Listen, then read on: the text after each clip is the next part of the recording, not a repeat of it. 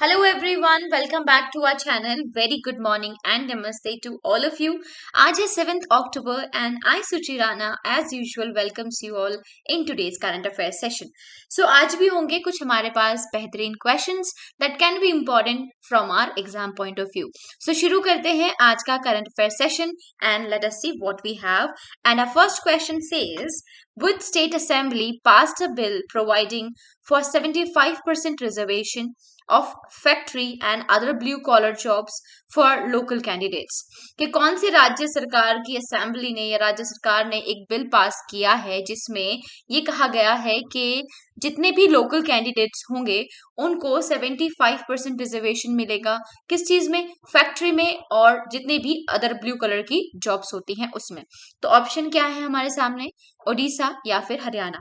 अपने answers mark कर लीजिए और अपना स्कोर जो आज का आपका जितना भी स्कोर रहेगा please do share it in the comment section. So यहाँ पर जो आपका सही आंसर है that is Haryana. Haryana government ने यहाँ पर या असेंबली ने हरियाणा असेंबली ने पास किया है एक बिल जिसमें जो लोकल कैंडिडेट्स हैं, बेसिकली जो हरियाणा के कैंडिडेट्स हैं जो अप्लाई करते हैं किसी भी फैक्ट्री या ब्लू कॉलर जॉब्स के लिए, वहां पर उनको 75% रिजर्वेशन की बात है ओनली फॉर लोकल कैंडिडेट्स। बाकी 25% के जो सीटें हैं उसमें अदर स्टेट्स के जो कैंडिडेट्स हैं वो भी अप्लाई कर सकते हैं। The Haryana state employment and local candidates bill, ये बिल का नाम है the Haryana state employment of local candidates bill 2020 is applicable only to new private sector jobs opening. यानी कि सिर्फ जो नए प्राइवेट सेक्टर की जो जॉब्स ओपन होंगी ये सिर्फ उन्हीं के लिए एप्लीकेबल है। All the jobs with a monthly starting salary below rupees 50,000 come under the ambit of the proposed law। और इसके अंदर सिर्फ वही कैंडिडेट्स जिनकी मंथली सैलरी 50,000 से नीचे होगी वही इस लॉ को या इस बिल के अंडर आएंगे, इस कैटेगरी के अंडर आएंगे फॉर द 75% रिजर्वेशन। अब बढ़ते हैं नेक्स्ट क्वेश्चन की तरफ। Bull strike is conducted by which of the following? Bull strike नामक एक एक्सरसाइज है, ये किसने कंडक्ट की है? ऑप्शन में है एनएसजी या फिर सेकंड है ANC. If you know about it just mark your answer and if it's a wrong it's completely fine because we are going to discuss it now. और यहाँ पर जो सही आंसर है दैट इज एएनसी। अब ANC stands for Andaman and Nicobar command. So on 5th November they conducted a 3-day joint service exercise जिसका नाम था bull strike at the remotely located Teressa island. और ये कहाँ पर कंडक्ट की गई? टेरासा आइलैंड एक बिल्कुल ही रिमोट एरिया है, वहां पर ये कंडक्ट की गई। The drill saw participation from 3 services components of the ANC. ANC के जो 3 सर्विस कंपोनेंट्स हैं उन वो सारे ही इस ड्रिल में उन्होंने पार्टिसिपेट किया, वो इसमें इंक्लूड रहे। अब वो 3 सर्विस कंपोनेंट्स कौन कौन से हैं? पहला देखिए क्या कौन कौन सा है। इंडियन आर्मीज पैराशूट ब्रिगेड, दूसरा है मार्कोज यानी कि मराइन कमांडो फोर्सेस, और तीसरा है स्पेशल फोर्सेस। ये तीनों ही तरीके की जो फोर्सेस हैं, जो तीनों सर्विसेज हैं यहाँ पर उनके जो उनकी तरफ से जो सिलेक्टेड कैंडिडेट्स हैं उन्होंने सबने यहाँ पर पार्टिसिपेट किया है इन दी बुल स्ट्राइक। अब बढ़ते हैं नेक्स्ट क्वेश्चन की तरफ। I hope it's clear to everyone and this question says which state issued warning against hunting of Amur falcons. So कौन से स्टेट ने एक वार्निंग इशू की है कि आप अमूर फैल्कॉन्स को हंट नहीं कर सकते या उनका शिकार नहीं कर सकते? ऑप्शन में है त्रिपुरा और सेकंड ऑप्शन है हमारे पास नागालैंड। और यहाँ जो आपका सही आंसर है दैट इज त्रिपुरा। ठीक है, सो त्रिपुरा ने यहाँ पर एक वार्निंग जारी की है कि आप अमूर फैल्कॉन्स का हंटिंग या शिकार नहीं कर सकते। एज वी नो कि विंटर्स आर अप्रोचिंग और जो माइग्रेटरी बर्ड्स हैं उनका नंबर भी बढ़ गया है। So it is been observe that Amur falcons जो है उनका नंबर भी बढ़ रहा है। कहाँ पर? Around the lakes, around the water bodies in massive numbers, यानी कि नंबर्स उनके जो हैं भारी तादाद में वो आ रहे हैं। So but despite several restrictions many birds are poached early. लेकिन इतने सारे लॉ होने के बाद, इतनी सारी रेस्ट्रिक्शंस होने के बाद भी जो है लोगों का शिकार जारी रहता है। एंड यहाँ पर उसी को ध्यान में रखते हुए स्टेट ऑफ त्रिपुरा ने ये वार्निंग इशू की है कि आप एमूर फैल्कॉन्स को आप हंट नहीं कर सकते। अगर बात करें एमूर फैल्कॉन्स की, so they are the longest travelling raptors of the world. अब रैप्टर्स क्या होता है? रैप्टर्स आर दोज बर्ड्स जो बेसिकली दूसरे छोटे एनिमल्स को खाते हैं या उन पे प्रे करते हैं। They have a sharp beak, मतलब एक तरीके से लंबी चोंच होती है, शार्प बीक होती है, जिससे कि वो जो छोटे रेप्टाइल्स होते हैं या छोटे प्रेज होते हैं उनको ले लेते हैं। सो एमर फैल्कन्स सबसे ज्यादा बड़ा लॉन्गेस्ट ट्रेवलिंग रैप्टर्स है of the world.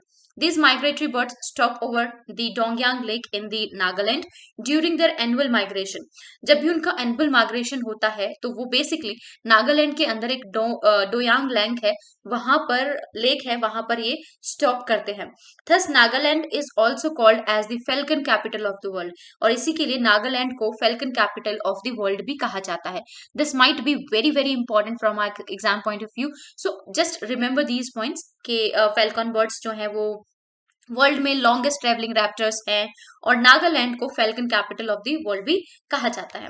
I hope it's clear to everyone, यहाँ तक सभी को सारा कुछ क्लियर होगा। अब हम नेक्स्ट क्वेश्चन की तरफ बढ़ जाते हैं, एंड उससे पहले आपको जो एमर फेल्कन है ये उसकी पिक्चर है, you can see it on your screen and you can identify अगर आप कभी भी you visit on that particular places और यू सी इट। अब नेक्स्ट क्वेश्चन की तरफ बढ़ते हैं। The Indian air force has received the second batch of Rafale jet aircraft on 4th November 2020. Now the total number of Rafale jets with IAF stands at dash. So Indian air force ने अभी हाल ही में receive किया है second batch जो Rafale jets का आया है ऑन 4th नवंबर 2020 को। तो अब हमें बताना है कि इंडियन एयरफोर्स के अंदर अब कितने रफेल जेट्स जो हैं वो शामिल हो गए हैं। ऑप्शन में है 8 या फिर 10, और हमारा जो सही आंसर है दैट इज 8। अब हमारे पास 8 रफेल जेट्स हो गए हैं जो दोनों ही बैचेस से हमें प्राप्त हुए हैं। पहले बैच में हमें 5 रफेल एयरक्राफ्ट मिले थे, और सेकंड बैच में हमें 3 एयरक्राफ्ट मिले हैं। The second batch of 3 Rafale jet landed in Jamnagar, Gujarat on 4th November 2020. और ये जो सेकंड बैच है ये कहाँ पर लैंड किया है, इसने जामनगर गुजरात के अंदर लैंड किया है। ठीक है, after flying non stop from France, बिल्कुल नॉन स्टॉप फ्लाइंग करते हुए वो फ्रांस तक पहुंचे हैं। With the arrival of the second batch the IAF now has a total of 8 Rafale fighter aircraft, और इसके साथ हमारे भारत के पास या इंडियन एयरफोर्स के पास 8 रफेल फाइटर एयरक्राफ्ट हो गए हैं। ठीक है, क्वेश्चन यहाँ ये भी बन सकता है कि जो पहले बैच में, जो पहले जस्ते में रफेल जेट्स आए थे वहां उन्होंने कहां पर लैंड किया था। सो ये अंबाला में किया था। I hope it's clear to you and I hope you know about it. और जो सेकंड बैच आया है इसने जामनगर गुजरात में लैंड किया है after flying non stop from France. Next question की तरफ बढ़ते हैं। John Pombe Magufuli has recently been appointed as the president of which country? John Pombe Magufuli को अभी हाल ही में कौन सी कंट्री का प्रेसिडेंट के रूप में अपॉइंट किया गया है? ऑप्शन में क्या है हमारे सामने, केन्या या फिर तंजानिया, और जो सही आंसर है आपका यहाँ पर that will be Tanzania. Tanzania के नए कहें तो ये पहले भी प्रेसिडेंट रह चुके हैं, और ये अपना अब इन्होंने सेकंड 5 ईयर का टर्म संभालने जा रहे हैं as a president of Tanzania, जिनका नाम है जॉन पोबे मागुफुली। अब नेक्स्ट क्वेश्चन की तरफ बढ़ते हैं, और उससे पहले ऑफ कोर्स यहाँ पर एक इंपॉर्टेंट लोकेशन है हमारे पास तंजानिया की, you can see in the Africa continent, right. अब इसकी नेबरिंग कंट्रीज भी देख लेते हैं। केन्या है, युगांडा है, मलावी है, और जोम्बिक्यू है ना, and then we have Zambia, and you can see one island over there that is Matsagar, and you can see Tanzania's capital also that is Dar es Salaam। ठीक है, अब नेक्स्ट क्वेश्चन की तरफ बढ़ जाते हैं। Which bank has launched the country's first of its kind comprehensive banking program for its millennial customers named Mine? So कौन से बैंक ने कंट्री में पहली बार इस तरीके का एक मुहिम या इस तरीके की एक बैंकिंग प्रोग्राम सामने रखी है अपने मिलेनियल कस्टमर्स के लिए, जिसका नाम है माइन? ऑप्शन देखिए क्या है, HDFC bank, and then we have second ICICI bank, और यहाँ पर जो सही आंसर है that is ICICI bank. Private lender ICICI bank has launched a comprehensive banking program for its millennial customers, basically in the age range bracket of 18 years to 35 years के जितने भी उनके मिलेनियल कस्टमर्स हैं उनके लिए ये banking programme यहाँ पर लॉन्च किया है बाय द ICICI बैंक, और इसका नाम है, इस स्कीम का, इस प्रोग्राम का नाम है, इसका नाम है ICICI बैंक माइन। ठीक है, अब नेक्स्ट क्वेश्चन की तरफ बढ़ते हैं। Which of the iconic Indian superhero joins hands with Namami Gange programme? कौन से इंडियन आइकॉनिक सुपर हीरो ने नमामि गंगे प्रोग्राम को ज्वाइन किया है? चाचा चौधरी ने या शक्तिमान ने? और जो सही आंसर है यहाँ पर दैट इज चाचा चौधरी। बेसिकली चाचा चौधरी जब आया करता था टीवी पर, दैट इज कंसिडर कि चाचा चौधरी के पास कंप्यूटर से भी ज्यादा फास्ट दिमाग है। और यहाँ पर चाचा चौधरी अब हाथ मिलाने वाले हैं किससे? नमामि गंगे प्रोग्राम से। अगर नमामि गंगे प्रोग्राम की बात करें तो एक इंटीग्रेटेड कंजर्वेशन मिशन है, जिसको एक फ्लैगशिप प्रोग्राम के तौर पर अप्रूव किया गया था इन द ईयर 2014, ठीक है, यूनियन गवर्नमेंट के द्वारा। और जिसका ऑलमोस्ट एक आउटले बजट था 20,000 करोड़ रुपीस का। सो अब नेक्स्ट क्वेश्चन की तरफ बढ़ते हैं। Which ministry has constituted a 4 member committee to assess the existing television rating points, that is TRP of TV channels? कौन सी मिनिस्ट्री ने चार 4 मेंबर की कमेटी बिठाई है जिससे कि वो टीआरपी जो अभी चल रही है हाल ही में, किस तरीके का टीआरपी असेस करने के लिए सारे टीवी चैनल्स की, उनके लिए एक 4 मेंबर की कमेटी बिठाई है। मिनिस्ट्री का नाम देखिए क्या क्या है। Ministry of information and broadcasting, और दूसरा है मिनिस्ट्री ऑफ इंफॉर्मेशन टेक्नोलॉजी। यहाँ पर आपका जो सही आंसर है that is ministry of information and broadcasting ने 4 member कमेटी बिठाई है, जिससे कि जो टीआरपी को, अभी हाल ही में जो एग्जिस्टिंग टीआरपी है टीवी चैनल्स की, उसको असेस कर सके। The committee will be responsible to address the needs of the stake holders.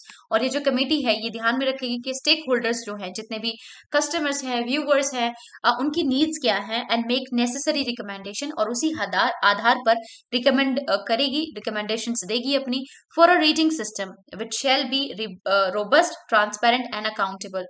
The committee will be chaired by Prasar Bharati CEO Shashi S वम्पटी। और ये जो कमेटी है ये चेयर की जाएगी बाय प्रसार भारती सीईओ, जिनका नाम है शशि एस वम्पटी। ठीक है, नेक्स्ट क्वेश्चन की तरफ बढ़ते हैं। Which country has recently formally withdrawn from the Paris Climate Agreement? कौन सी कंट्री ने फॉर्मली विड्रॉ कर लिया है या बाहर निकल गए हैं पेरिस क्लाइमेट एग्रीमेंट से? ऑप्शन में क्या है? इंडिया या फिर यूनाइटेड स्टेट्स। और यहाँ पर जो सही आंसर है that is United States. United States ने ऑफिशियली ये घोषणा कर दी है कि वो पेरिस क्लाइमेट अकॉर्ड से विड्रॉ करते हैं या बाहर निकलते हैं। With this the US has now become the only country to formally pull out of the deal since it was adopted in 2015। So इसी के साथ यूएस बन गया है इकलौती कंट्री जिसने फॉर्मली अपने आप को इस डील से बाहर कर लिया है। और अब तक जब 2015 से ये जो डील है ये अडॉप्ट की गई थी, उससे पहले या अब तक किसी ने भी अपने आप को पुल नहीं किया है, और यूएस ऐसा करने वाला पहली कंट्री बन गई है। थोड़ा सा इसके बारे में जान लेते हैं। इन दिसंबर 2015 195 countries adopted the Paris climate agreement.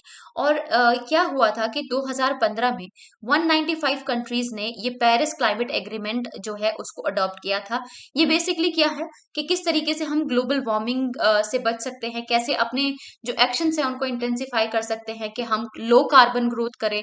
at the 21st conference of the parties of UN UNFSCC in Paris France, कि यहाँ पर जब ये 2015 में हुआ तो सारी कंट्रीज जो 195 कंट्रीज आई, उन्होंने यहाँ पर अडॉप्ट किया कि हम ऐसी एक्शंस करेंगे या हम ऐसे बिहेवियर या ऐसी कुछ चीजें अपनी कंट्रीज के अंदर रखेंगे जिससे कि हम ग्लोबल वार्मिंग को कम कर सकें और लो कार्बन जो ग्रोथ है उसका कम कर सकें, कार्बन ग्रोथ कम कर सकें।